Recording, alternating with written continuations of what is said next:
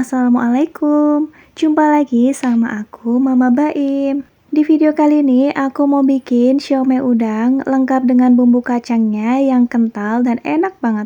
Tekstur siomaynya kenyal dan empuk, rasanya gurih, perpaduan dari ikan dan udangnya tuh bikin enak banget. Ditambah saus kacang yang lembut dan kental bikin siomaynya makin enak. Biar nggak bikin penasaran, langsung aja yuk kita ke resepnya. Untuk bahan-bahan yang diperlukan, ini udah aku tulis lengkap di video ya, jadi teman-teman bisa screenshot aja. Untuk udangnya, ini udah aku kupas terlebih dahulu. Dan untuk bumbu utamanya, ini aku pakai 1 sendok teh bawang putih yang udah dihaluskan. Sekarang langsung aja kita ke proses pembuatannya.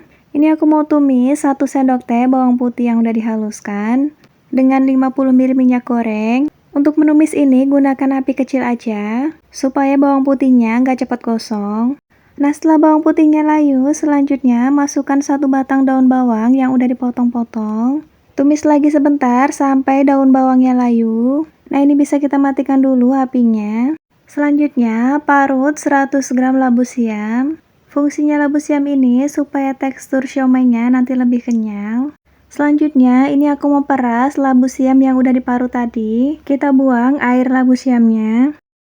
Selanjutnya, siapkan chopper, masukkan 100 gram udang kupas, kemudian tambahkan 50 gram daging ikan kakap. Selanjutnya, tambahkan bawang putih dan daun bawang yang udah kita tumis tadi. Lanjut, tambahkan 1 butir telur. Selanjutnya, tambahkan 1 sendok teh garam dan 1 sendok teh gula pasir. Tambahkan juga setengah sendok teh lada bubuk dan 1 sendok teh kaldu ayam. Selanjutnya, ini aku tambahkan juga 2 sendok makan kecap ikan dan 2 sendok makan saus tiram.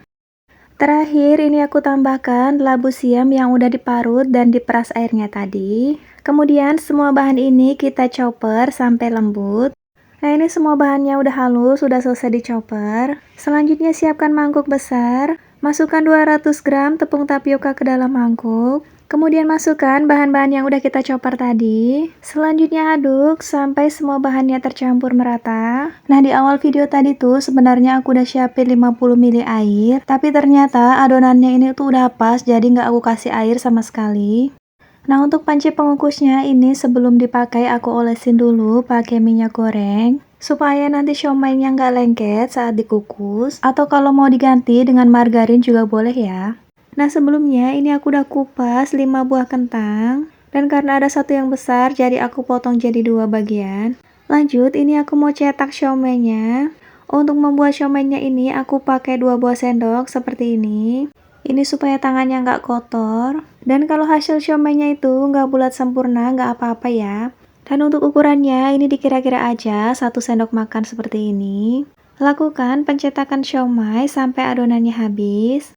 Nah, karena ini panci pengukusnya udah penuh, jadi ini aku mau kukus dulu siomay dan kentangnya. Kukus kentang dan siomay selama 20 menit sampai matang ya. Nah, berhubung ini masih ada sisa adonan siomay, harusnya ini tuh untuk isian tahu. Cuma karena aku nggak punya stok tahu, jadi ini mau aku isi ke dalam kulit pangsit seperti ini. Letakkan 1 sendok makan adonan siomay di atas kulit pangsit, kemudian kita lipat ke 4 sisinya seperti ini. Ulangi proses pengisian adonan ke dalam kulit pangsit sampai semua adonannya habis ya. Nah, setelah semua adonan siomaynya habis, lanjut ini aku mau rebus beberapa lembar kol.